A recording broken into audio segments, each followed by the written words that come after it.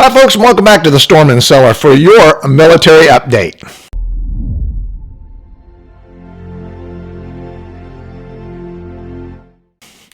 Talk about a sweet bunch in Russia. A close pal of Putin, Deputy Secretary of the Russian Security Council and former Russian President and Prime Minister, threatened Washington and allies with nuclear attack if Russia has to concede any territory back to Ukraine. In fact, he stated any attempts to restore Russia's 1991 borders will lead only to one thing: a global war with Western countries with the use of our entire strategic arsenal against Kiev, Berlin, London, and Washington. Of course, I'm not advocating supporting Russia or Ukraine, both of which are crooked as a question mark. So I believe this war rhetoric is only drama to scare away all those who support Ukraine, but also might fear being vaporized by Russia for that support.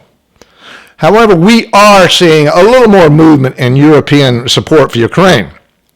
Apparently, Ukraine is short of artillery shells with its war with Russia, and according to Danish Prime Minister Medvedev, Denmark is sending its entire stockpile of artillery to Ukraine. Speaking at the Munich Security Conference, she appealed to other European nations to do more. As I've said before, this is not a NATO problem, it's a European problem. Essentially, she was pleading with the other European nations to cough up more arms for Ukraine. Better for them to do the fighting with our weapons than Europe having to fight the Russians themselves. Of course, if they fear war is looming for Europe, that might make sense to let someone else do the fighting for you. In the same conference, the Czech Republic President Petr Pavel said his country would provide 500,000 155 millimeter and 300,000 122 millimeter shells to Ukraine. Senator Kuhn, Democrat from Delaware, put his 2 cents worth in at the conference by stating, in the next front against Russia, it will be Americans on the front lines. Of course, the U.S. Senate passed a bipartisan $60 billion aid package for Ukraine, but fortunately it won't pass the House. I'm sure Republican Senator McConnell and Democrat Senator Schumer would love to hand-deliver the money to Ukraine, probably on pallets delivered in the middle of the night. Sounds like a bunch of yahoos working for the military-industrial complex rather than American citizens. The last thing America needs, with all of our problems right now, is another war. Switching to the war in Israel, the U.S. and UN continues to pressure Israel to halt military operations and are pushing Israel hard for a two-state solution. I see two problems here. First is that since World War II, America, in particular, has been concerned more with losing a war rather than winning one. They have pumped trillions of dollars into wars without any desire to win, but has been satisfied to a loss or draw situation. 2 points in case: Vietnam and Afghanistan, both the longest U.S. wars in history. Israel is doing what any military should do, and that's to win the war by finishing the job they started, which they believe should be wrapped up in 6 to 8 weeks. Let's hope so. Second is that the Palestinians have no desire for a two-state solution.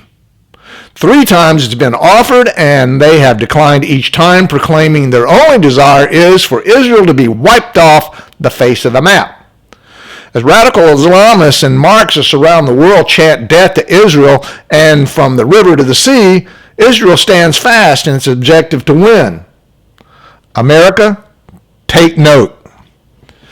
In other news, with the standard diatribe of "I hate Trump," former Republican Representative Liz Cheney is now blaming Trump for the death of Russian opposition leader Alexi Navalny, who died or most likely was murdered last week in a Russian gulag above the Arctic Circle. This woman is obviously deranged because Putin doesn't need the help of anyone to murder someone. He's still living his Soviet KGB days where to remain in power, eliminating your opposition is rule number 1. Of course, the so-called January 6th committee, of which Cheney and Klein Adam Kinzinger was on, was attempting to do the same thing, eliminate an opponent. Yes, not by the gulag, but with Soviet-style propaganda to keep their opponent off the ballot.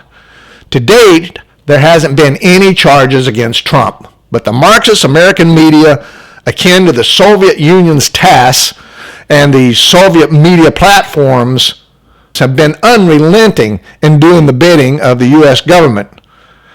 As I've said a number of times, before wrapping ourselves in the American flag and pointing fingers at other corrupt, undemocratic governments, America needs to take a hard look at itself. Well, that about does it for this episode of World Insanity. If you like the video, please like, subscribe, and share it with your friends. So until next time, make sure all your takeoff and landings equal.